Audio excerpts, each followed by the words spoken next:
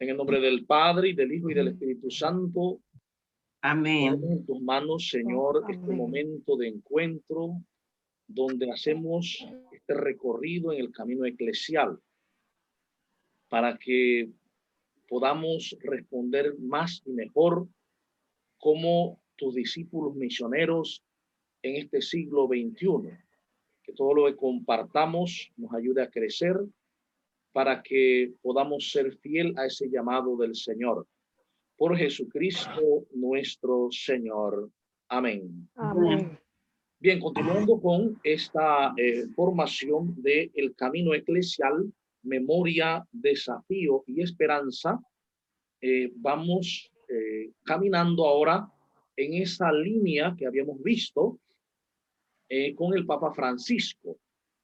Hemos visto el Vaticano II, vimos la recepción del Concilio Vaticano II, en los distintos documentos latinoamericanos, hasta llegar a Aparecida. Luego vimos al Papa Juan Pablo II, vimos a Benedicto XVI y ahora estamos con el Papa Francisco. Y hoy veremos su exhortación apostólica Evangelii Gaudium, que fue su primera exhortación y que en cierta manera es como su carta y su proyecto pastoral para la iglesia del mundo de hoy. Por eso es tan importante que en la iglesia conozcamos este documento, puesto que en él se va a mirar, se va a extender el proyecto pastoral del Papa Francisco. Entonces, es muy importante que todos en la iglesia lo conozcamos, porque si es el proyecto pastoral del Papa que va a desarrollar a lo largo de su ministerio petrino y que lo está haciendo, es lógico que lo comprendamos, lo conozcamos y lo manejemos pues al dedillo, ¿no? Este documento comienza en el número 1 diciendo en la introducción que la alegría del evangelio llena el corazón y la vida total, entera, de los que se encuentran con Dios, de los que se encuentran con Jesús. Entonces, parte de algo fundamental, no parte de conocimientos, no parte de teorías que no son malas, no son malas, son buenas, pero el parte es de la alegría del evangelio, por eso se llama Evangelii Gaudium, la alegría del evangelio que llena el corazón de las personas que se encuentran con Jesús. Quienes se dejan salvar por él son liberados del pecado, de la tristeza, del vacío interior, del aislamiento que enferma.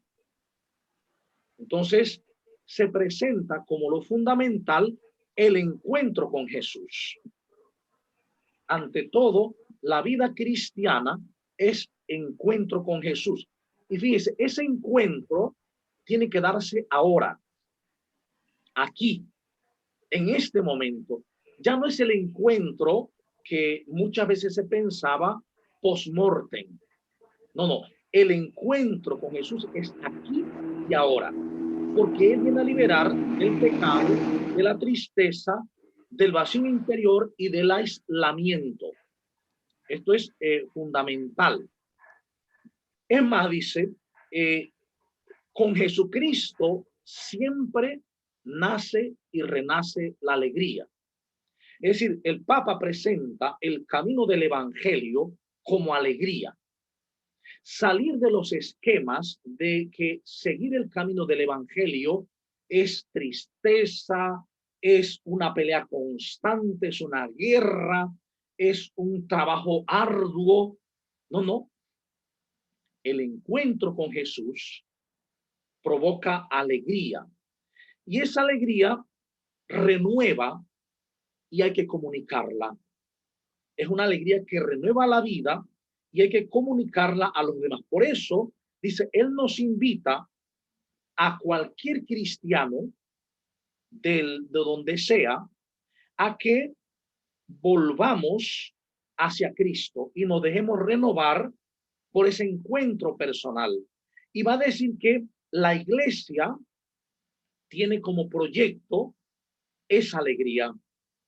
El camino para este nuevo siglo de la iglesia, el camino es el camino de la alegría. Una iglesia alegre porque se encuentra con Dios, y todo encuentro debe ser en la alegría. Jesucristo se encuentra con nosotros no para la tristeza, no para las prohibiciones y sufrimiento y tenemos que sufrir. No. Jesús, una vez y para siempre, dio la vida por nosotros, para que nosotros tengamos vida abundante, vida verdadera. Entonces, él va a decir algo interesante. Hay cristianos cuya opción parece ser una cuaresma sin Pascua.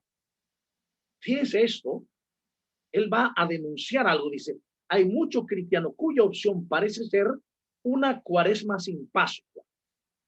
Es decir, una vida de martirio, una vida de dolor, una vida sin Pascua. Imagínense la cuaresma sin Pascua. Sería algo pésimo. Precisamente la cuaresma es cuaresma porque espera una Pascua. Y la Pascua es el fundamento de la vida. Es el centro de la vida. Emma dice, hay gente con rostros agraces. Rostros agraces. Por eso dice, lo importante es descubrir al Señor, descubrir a Cristo. Si me encuentro lejos de la paz, he olvidado la dicha. Si no me he encontrado con Jesús, me encuentro lejos de la paz. Y significa que he olvidado la dicha.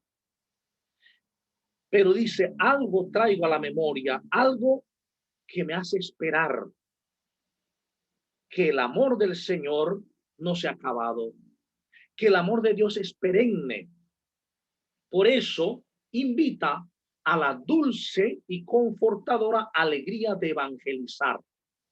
Fíjense, mientras no seamos tocados por el amor de Dios, mientras no nos hayamos encontrado con Jesucristo como persona y no sintamos el amor de Dios en nosotros, evangelizar será una carga, será un compromiso, será algo que hay que hacer. Pero cuando nos encontramos con el amor, entonces evangelizar es una dulce alegría. Es una dulce alegría en la iglesia y es una eterna novedad. Por eso hay que mirar la nueva evangelización y el camino de la transmisión de la fe. Entonces él va a decir que hace una propuesta con esta exhortación y marca unos límites para este nuevo siglo. Dice, la propuesta que él propone es y viene del Concilio Vaticano II. Viene de Aparecida. De hecho, cuando le dijeron al Papa, un grupo de cardenales, que les había gustado mucho esta exhortación y que lo felicitaban, él dijo, en realidad, Evangelii Gaudium es una pobre copia de Aparecida. Esa fue su frase, una pobre copia de Aparecida, para marcar cuánta fuerza ha tomado Evangelii Gaudium de Aparecida. Por eso Aparecida no puede desaparecer en la iglesia. Tenemos que retomarla, porque todo el camino de Evangelii Gaudium y en adelante está basado en gran medida en Aparecida.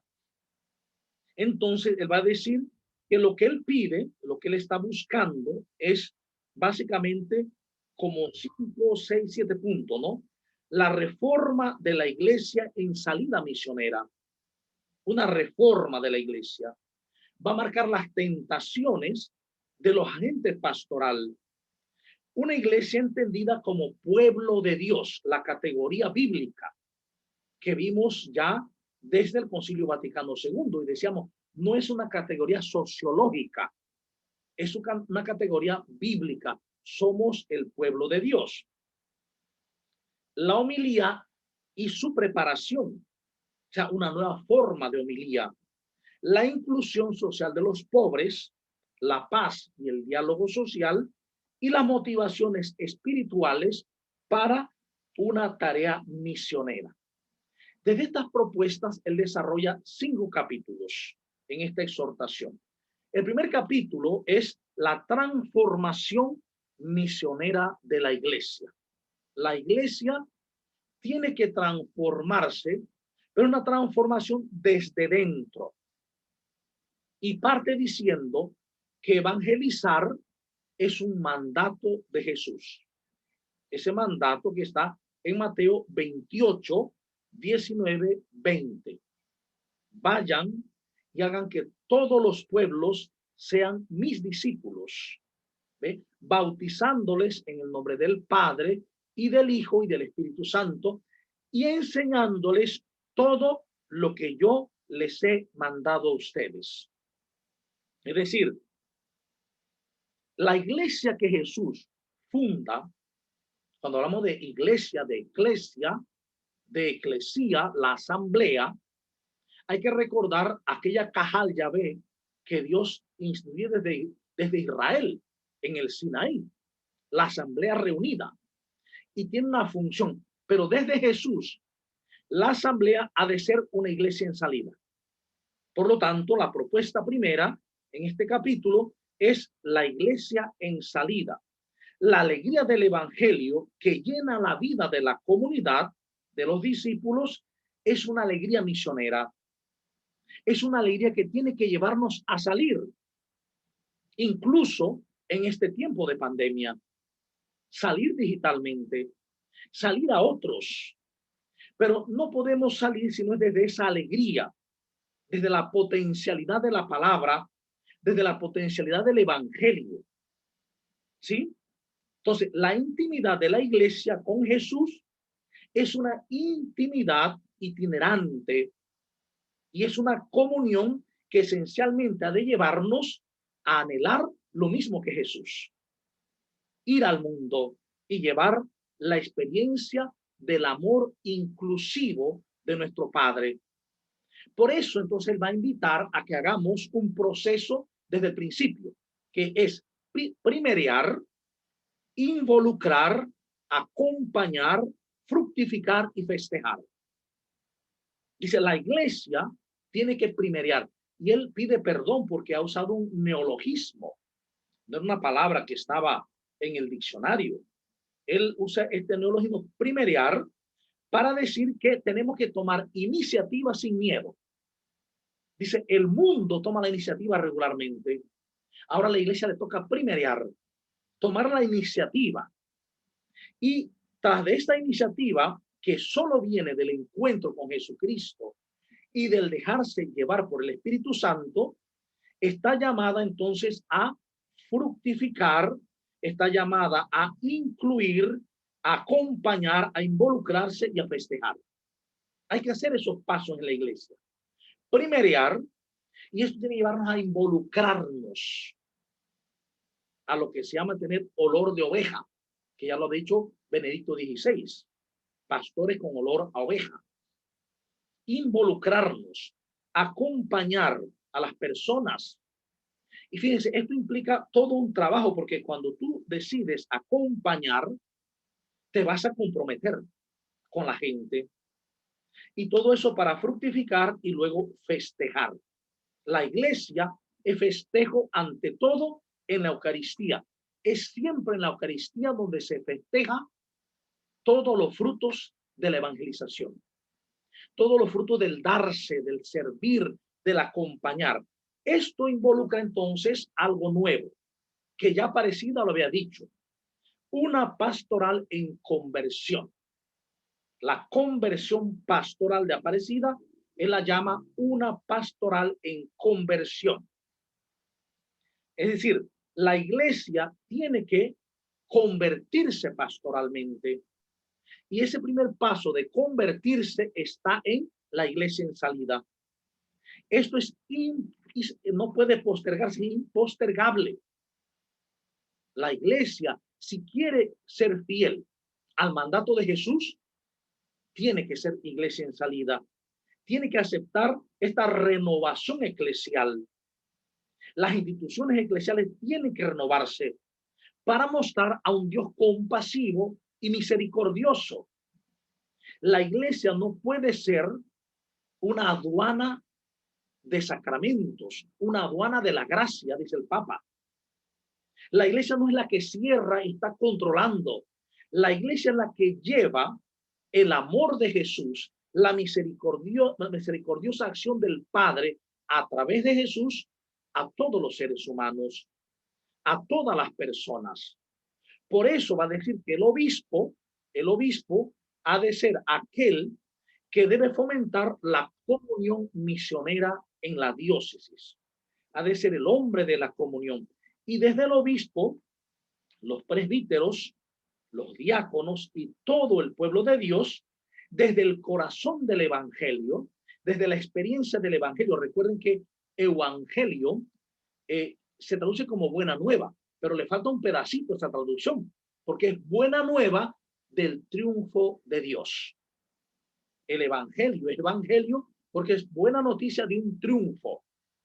El proyecto de Dios es el que tiene el triunfo y por lo tanto es anuncio gozoso, por lo cual toda pastoral debe realizarse en clave misionera, en clave misionera.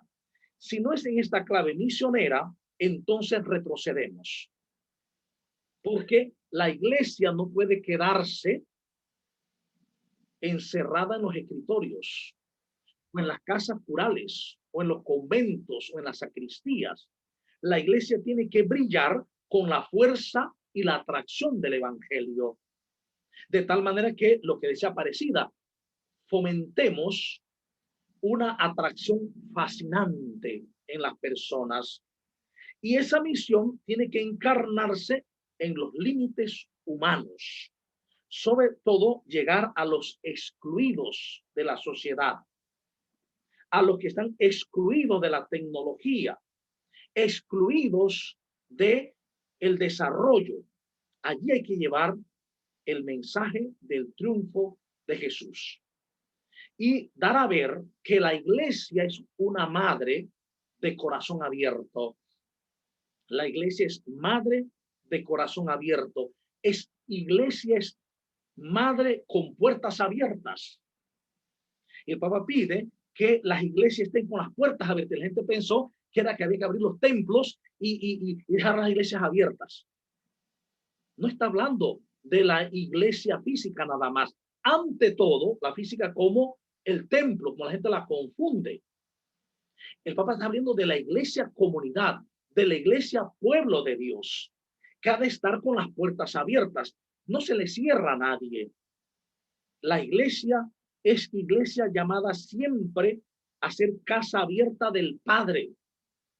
Como sacramento de Cristo debe reflejar el amor de Cristo y el amor de Padre, siempre abierta al necesitado, a los pecadores, a los sufridos. La iglesia no es una cúpula o un grupo de predilectos. En su momento va a decir, incluso cuando habla de la comunión no es un premio para perfectos, sino medicina para enfermos. Y por lo tanto, la iglesia llama a que salgamos a ofrecer a todos la vida de Cristo, que es la vida abundante, la vida maravillosa. Este es el primer capítulo, fíjense, qué denso y qué importante es el primer capítulo. En el segundo capítulo se titula En la crisis del compromiso comunitario. Y él va a plantear que hay una crisis a nivel universal. Hay unos retos y desafíos del mundo actual. Y estos retos lo va a marcar muy puntualmente. El primer reto dice, no a una economía de exclusión. Porque el mundo se está manejando de una forma económica de exclusión. Y una exclusión muy grande. Los pobres, los marginados, etcétera. No a una nueva idolatría del dinero. Dice, uno de los riesgos de este mundo es que se idolatra el dinero. Cuando pensamos que el dinero ofrece la felicidad y vamos en pos del dinero creyendo que teniendo dinero somos felices. cuando eso es una ilusión. Entonces, no a la idolatría del dinero. La tercera es no a un dinero que gobierna en lugar de servir. El dinero debería ser para servir. La cosa pública es para servir, no para dominar. Entonces, por eso un no rotundo a esto. No a la inequidad que genera violencia. ¿Por qué dice hay violencia en los barrios marginales, en los bordes de la ciudad, en la exclusión? Porque es la necesidad, la inequidad. Una inequidad que lleva a gente a ser excluida de la cultura, excluida del amor, excluida del trabajo y de la tecnología. Entonces, un no rotundo a esto. Y plantea también unos desafíos culturales que hay. Una cultura predominante ocupada por el inmediatismo. Hay una tendencia de inmediatismo. Todo se quiere rápido, todo se quiere que sea de inmediato. Entonces, ese inmediatismo es lo que provoca que todo lo querramos chiquito, cortito y rapidito. Una formación que sea chiquita, cortita y rápida, porque si no, nos cansa. Y esto se ha metido en el corazón del hombre moderno o posmoderno. Ya uno incluso dice que los jóvenes cuando abren una página, si demora más de 8 segundos, ya no les gusta, porque abre muy lentamente. ¿Sí? Entonces, ese inmediatismo es totalmente desventajoso. Hay que tener cuidado con esto. Otro problema es la secularización, un proceso que se ha ido dando donde se reduce la fe en la iglesia al ámbito privado e íntimo. Una secularización enorme, ¿no? También ese punto donde la gente está abandonando la fe por el mismo secularismo. Hay una idea de indiferentismo religioso e increencia religiosa cada vez más grande. Y en gran medida esta increencia aumenta porque la iglesia, nosotros la iglesia, no estamos dando el testimonio atrayente que es el testimonio del amor. No es el testimonio puritano de un grupo que se cree mejor y puede juzgar a los demás porque se cree mejor. No, es el testimonio de un grupo que vive el amor y que por lo tanto cuando la gente falla, se acoge con amor y se ayuda a crecer y a levantar con amor para que entonces el mundo diga, miren cómo se aman. Otros desafíos que hay son los de la inculturación de la fe. Ya no solo la inculturación de la fe en grupos de pronto de gente autóctona, personas autóctonas de nuestros continentes, sino de nuevas realidades, la inculturación de la fe en las universidades, en los nuevos areópagos modernos, la inculturación de la fe en el grupo de los jóvenes, del trabajo, del grupo de los trabajadores. Entonces hay desafíos de la cultura urbana. ¿Cómo evangelizar en el mundo urbano?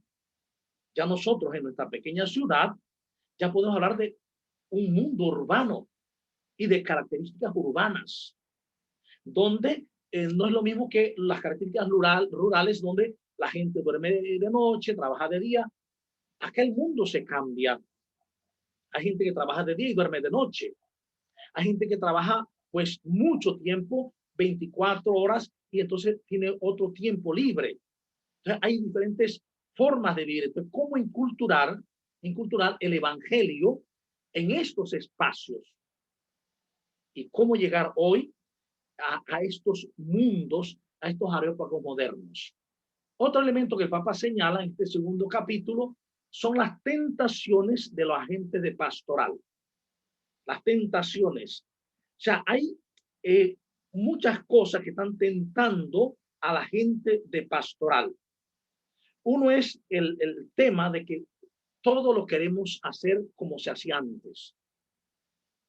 O sea, esto se hace así. Por lo tanto, ¿por qué cambiarlo? El problema de los paradigmas, ¿sí?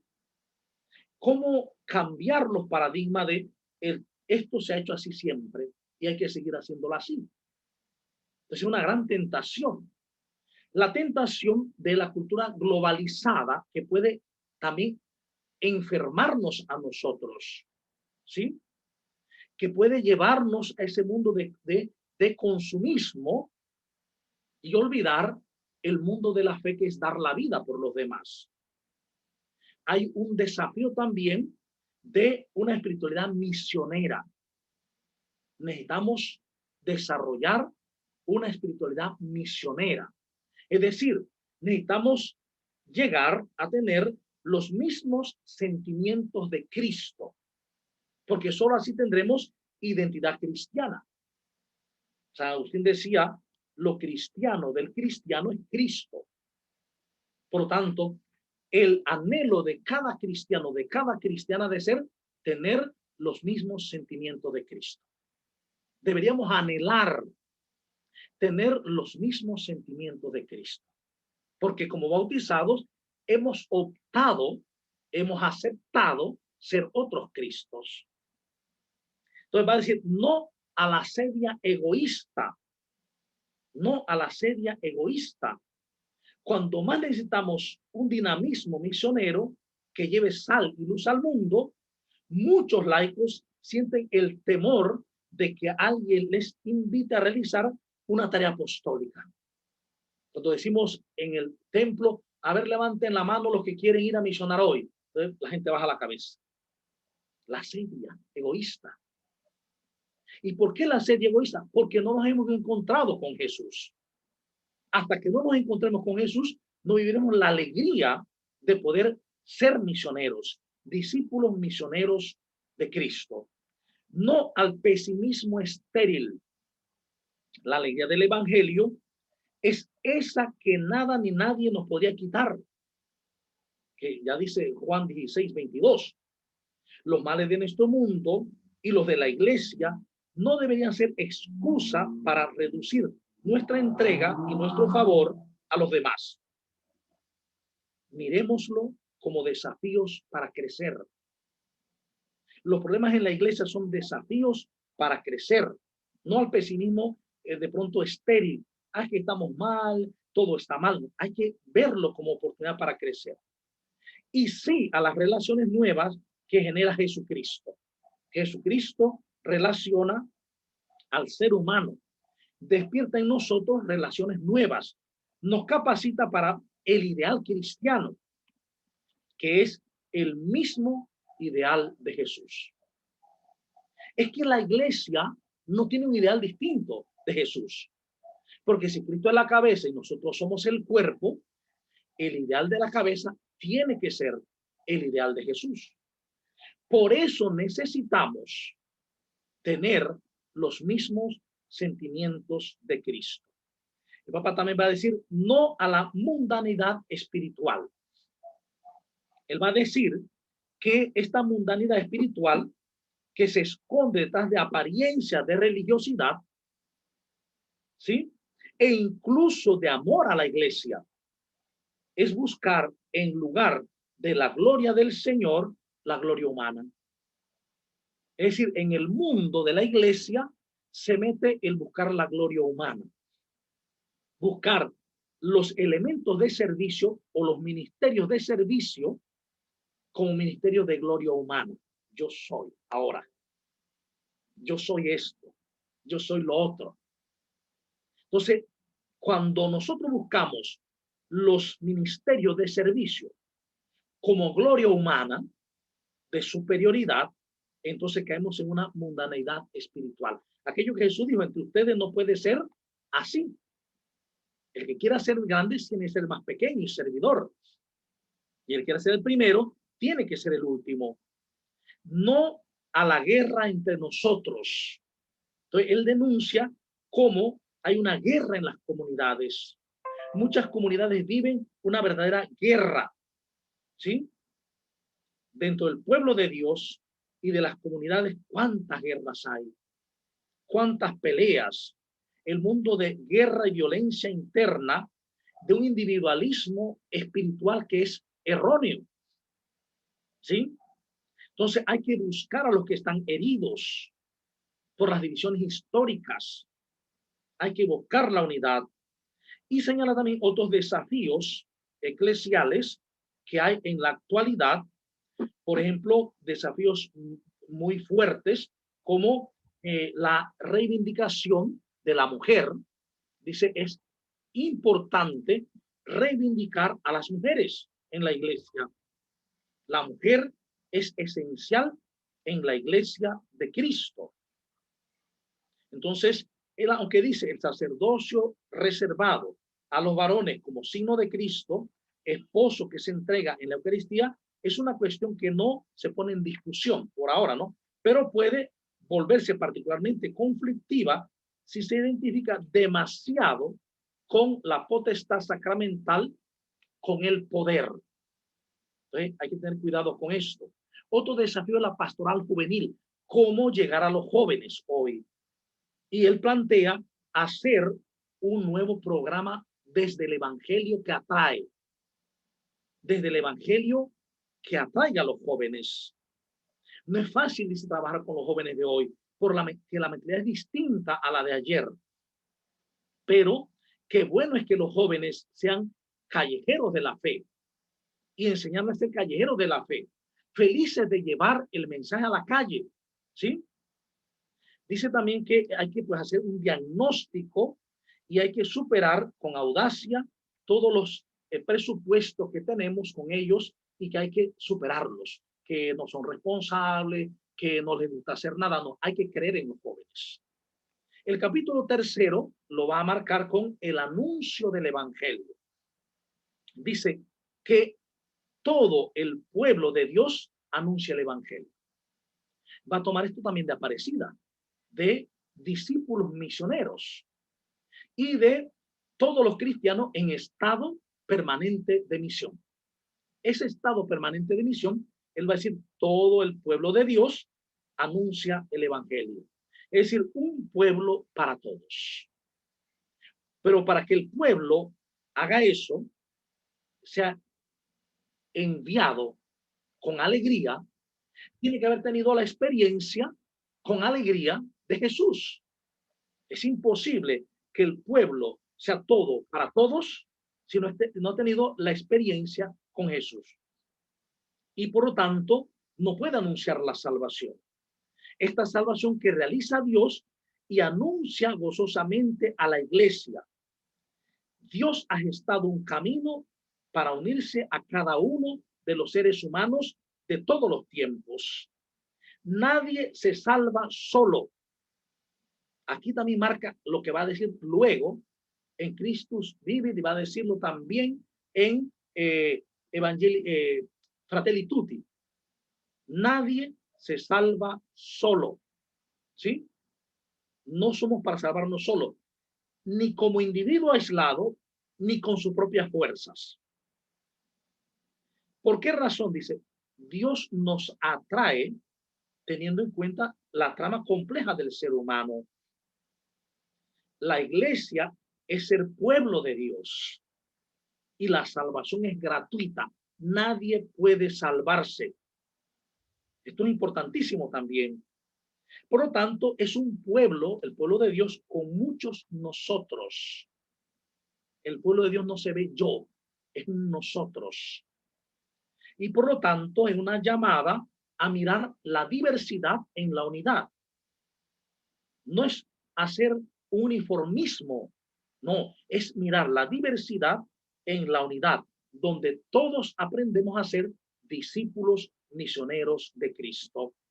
Y nos invita a mirar también la fuerza evangelizadora de la piedad popular, de las novenas, por ejemplo, que parte de la piedad popular, de las procesiones, de todo este mundo de piedad popular, de las peregrinaciones que se hacen.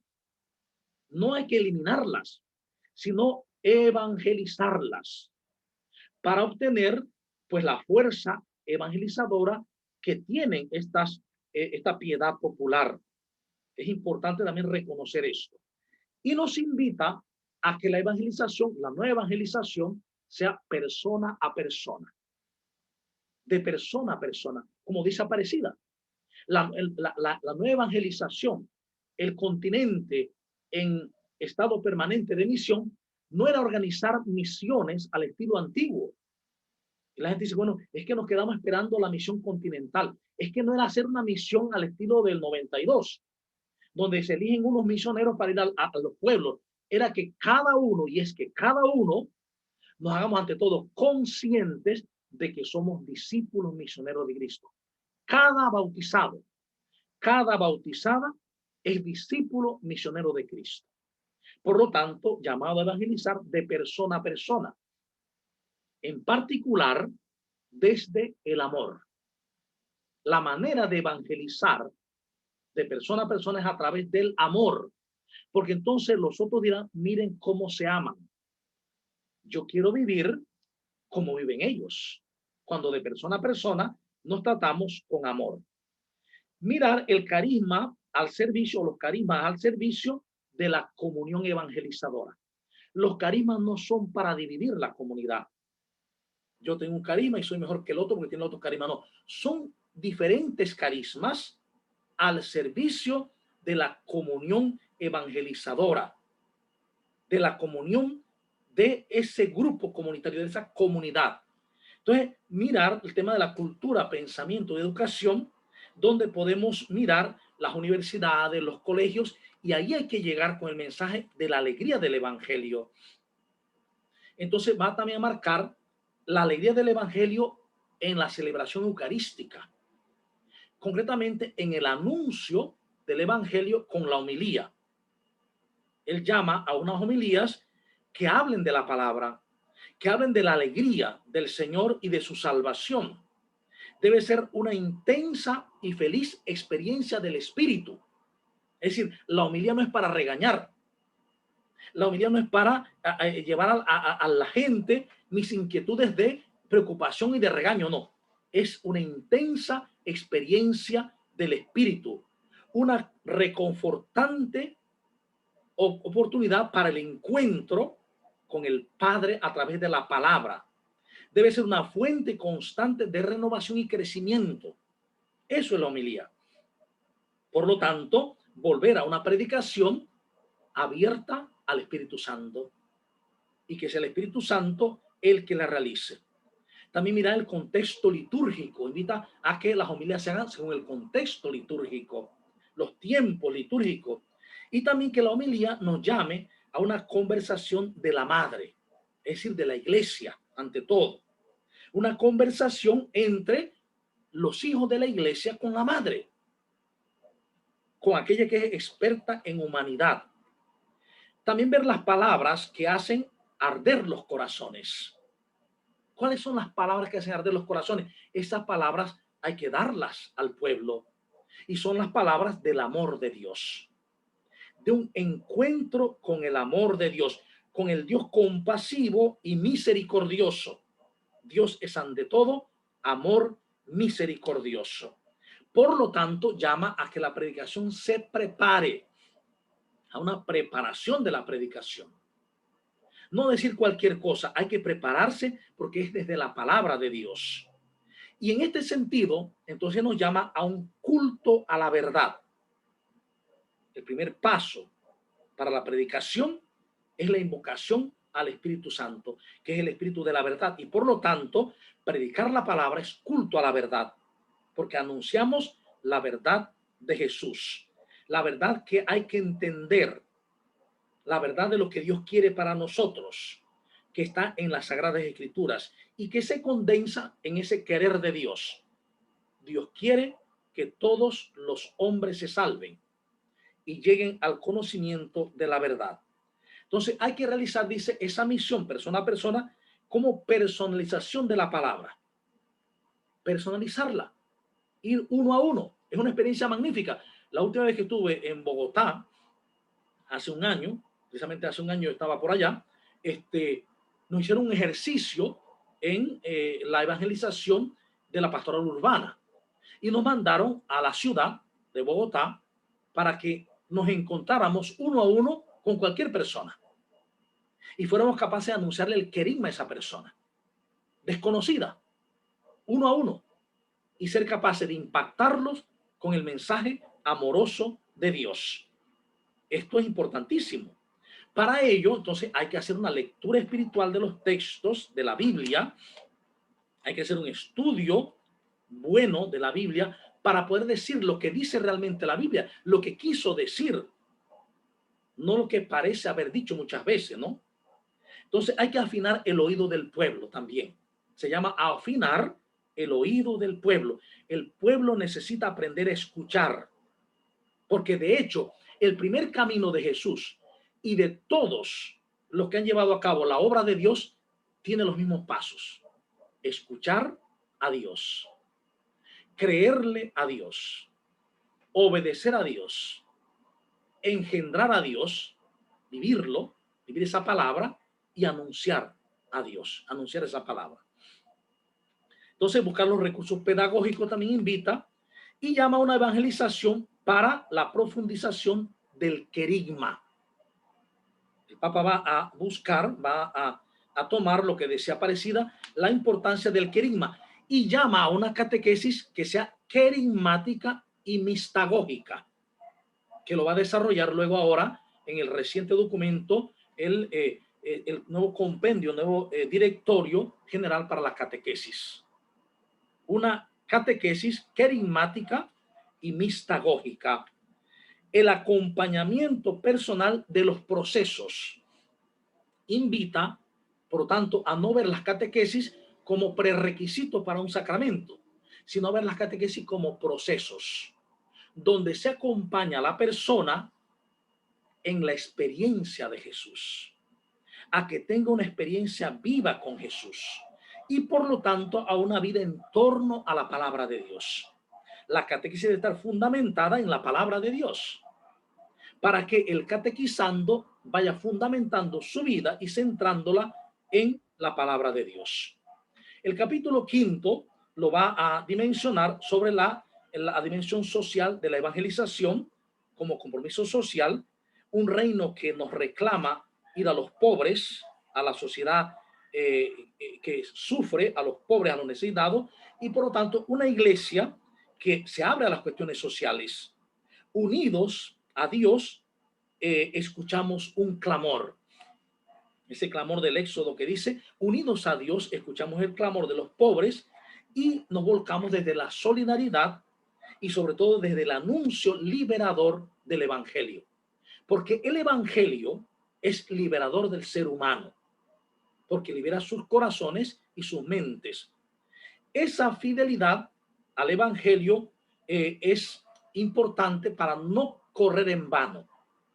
Si no somos fieles al Evangelio, entonces no llevamos una liberación a nuestro pueblo, sino que hacemos idealismos. Hay que llevar la fidelidad al Evangelio. Entonces, ver los pobres también como lugar privilegiado en el pueblo de Dios. Ver la situación económica, los ingresos, los egresos de la comunidad y ver cómo se trabaja en el bien común y la paz social. Por lo tanto, ver que en este espacio el tiempo es superior. El tiempo es superior al espacio, por lo tanto hay que usar el tiempo para sanar las heridas y hacer prevalecer la unidad sobre el conflicto. La unidad sobre el conflicto y que la realidad es más importante que las ideas. Hay que mirar la realidad para que esa realidad sea transformada por el Evangelio. Y no olvidar que el todo es superior a la parte. El todo es superior a la parte. Por eso no al individualismo religioso. Yo y Dios y estoy agradecido. No es la comunidad siempre. El diálogo social que debe contribuir a la paz y se invita a ese diálogo entre fe, razón y ciencias, ya no como una pelea, sino como un diálogo. También se invita al diálogo ecuménico. No estamos en pelea con otras iglesias. No tenemos que pelearnos con otras iglesias. Hay que entrar en diálogo ecuménico. Guiados por el Espíritu Santo, saber conducirnos hacia la unidad. Incluso las relaciones, llaman relaciones con el judaísmo, el diálogo interreligioso con los islámicos y mirar el tema de la libertad religiosa. El capítulo último, el 5, lo va a desarrollar cómo es los evangelizadores con espíritu. Entonces llama a nuevas motivaciones para un renovado impulso misionero. Y ese impulso misionero solo se da en el Espíritu Santo. No hay misión renovada, sino es desde la alegría del encuentro con el amor, el encuentro con Dios, que es a la vez el encuentro con el Espíritu Santo, porque es el encuentro con el Espíritu del amor de Dios. Una evangelización nueva con espíritu es una evangelización llena de amor. Personas que se han dejado tocar por el amor y son capaces de tocar con el amor de Dios. Y por lo tanto, llevan como misión hacer que los otros se encuentren personalmente con el amor de Jesús que nos salva.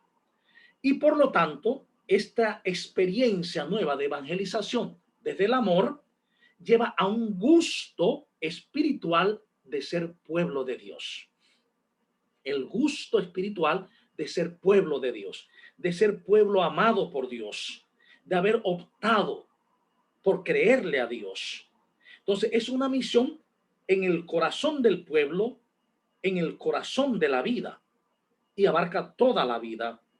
Por lo tanto, la acción misionera es una acción misteriosa del resucitado y de su espíritu a través nuestro en los demás, que ha de llevarlos a un encuentro y a una resurrección que no es algo del pasado, ¿sí? Entraña una fuerza que penetra el mundo y lo resucita hoy al amor. Porque recordemos que esto, la resurrección es pasar de la muerte a la vida. Y dice San Juan, en esto reconocemos que hemos pasado de la muerte a la vida, en que amamos a los hermanos. Quien no ama permanece en la muerte. Esa resurrección del mundo es hoy y será hoy cuando aprendemos el camino de Jesús, que es el camino del amor. Y esa va a ser la fuerza misionera, que es fuerza de intercesión. Nosotros intercedemos ante los hermanos, ante Dios, por los hermanos. Intercedemos cuando amamos, ¿sí? Vivimos en la gratitud a Dios por los demás.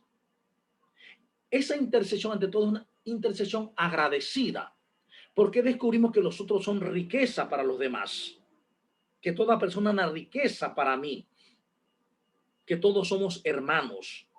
Y entonces señala también a María como la madre de la evangelización.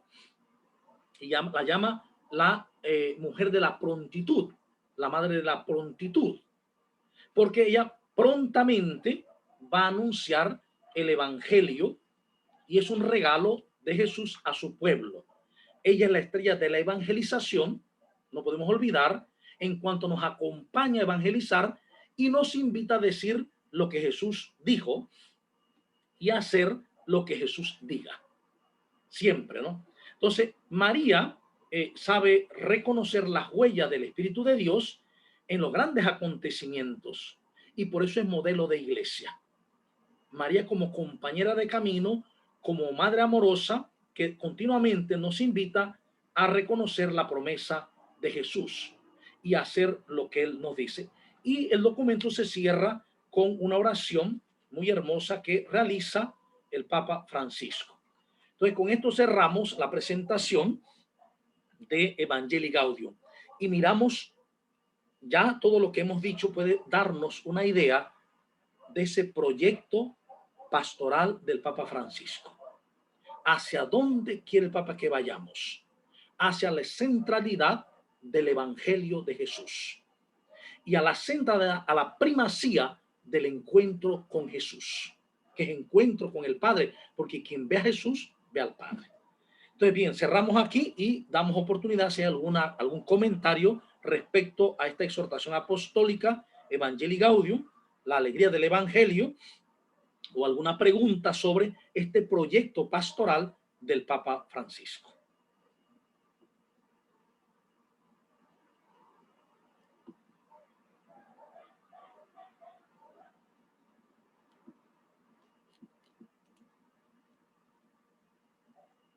O todo está muy claro.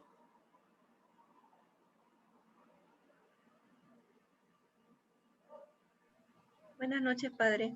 Buenas noches. Bueno, no tan claro porque hay que leer el documento, pero, o sea, se entendió el concepto de evangelización. Ajá.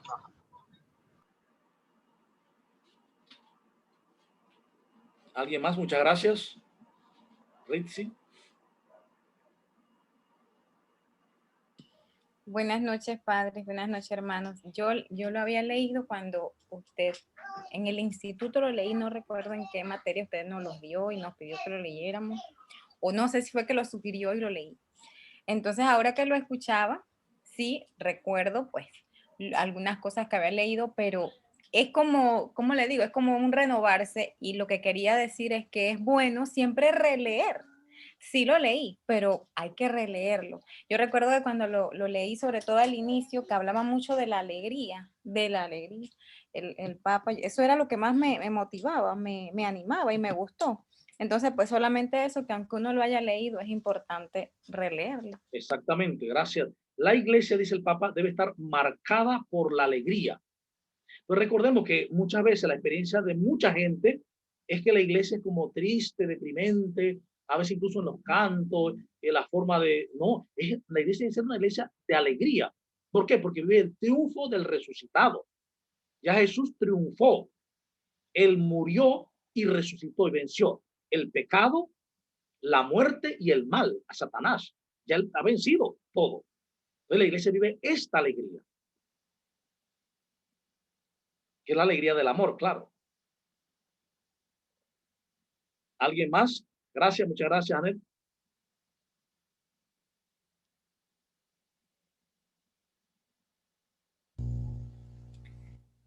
Padre y compañeras, buenas noches.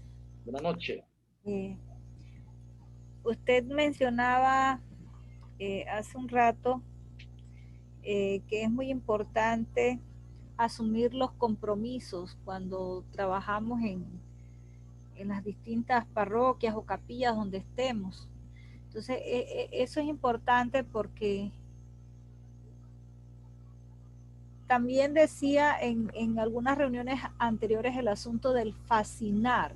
Entonces, ¿por qué vemos que de repente algunos hermanos no quieren asumir compromisos? O sea, todo está bien como en una participación ligera, o sea, que no involucra su tiempo ni su disposición. Entonces, pues acá usted nos está diciendo que es importante que en este caminar se haga con alegría, se lleve la palabra, se lleve el evangelio del Señor, que se haga con alegría y que se haga de persona a persona, porque definitivamente no nos vamos a salvar en forma individual, sino en racimo, ¿verdad? Si estamos en un grupo congregado en la iglesia, es muy bonito cuando uno ve ese compartir, ese sentir de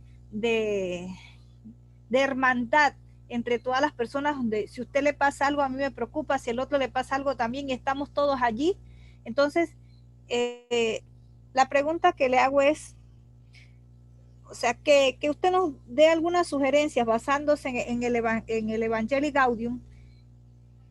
¿Qué cosas podemos hacer nosotros cuando vemos a ciertas personas así como un poco renuentes o con temor, y uno le dice, mira, participa en lo que te gusta, porque es muy importante que se desarrollen los dones o los carismas que tengan algunos, pero de repente vienen otras personas en la iglesia y le dicen, no, esa persona no es apta para eso, no es apta. Entonces como que le cortan la inspiración.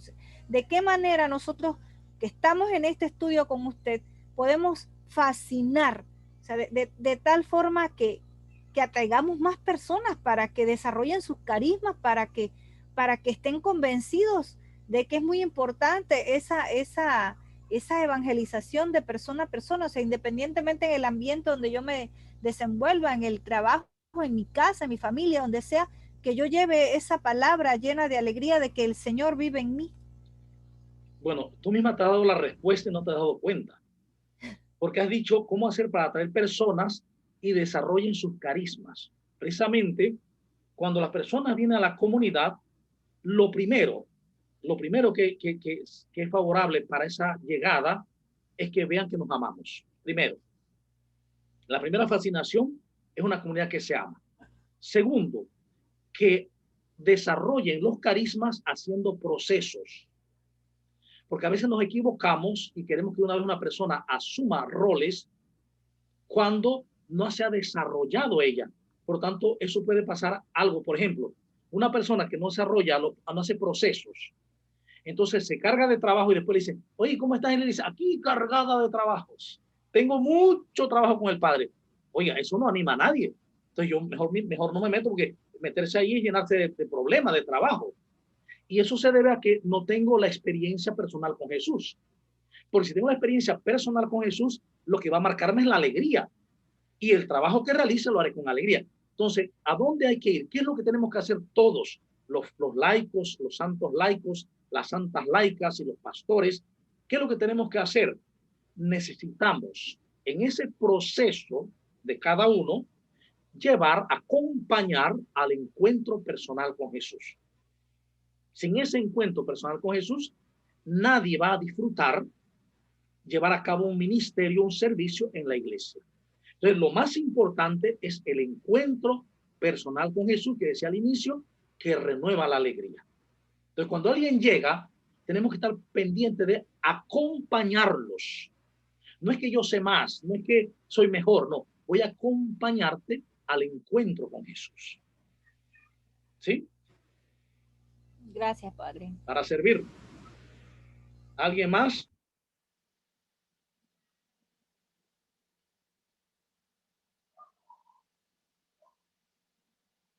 Si no, pues terminamos entonces con una oración. A ver, alguien que la haga. Alguno de los participantes que haga la oración para culminar. Te damos gracias, Señor, en esta noche por la oportunidad que nos has brindado a cada uno de los que estamos aquí y a los que posteriormente se unirán a escucharlo. Te damos las gracias, Señor, porque todo es don, porque tú sabes que todo lo que aquí escuchamos lo necesitamos. Por eso, en esta noche te damos gracias también por nuestro maestro, el Padre Rory. Gracias por ese amor que le tiene a la enseñanza. Y también te pedimos que nuestro corazón y nuestra mente siempre estén abiertos a tu evangelio y que con nuestra vida, reflejando la alegría, así contagiemos a los demás para que se encuentren contigo, Señor. Amén. Amén. Amén. Muchas gracias por la participación y pues nos vemos Amén. mediante el próximo viernes. Buenas noches. Buenas noches. Hasta luego, padre. Gracias, Padre. Hasta luego. Buenas noches, hasta luego. Hasta luego, buenas noches. Buenas noches.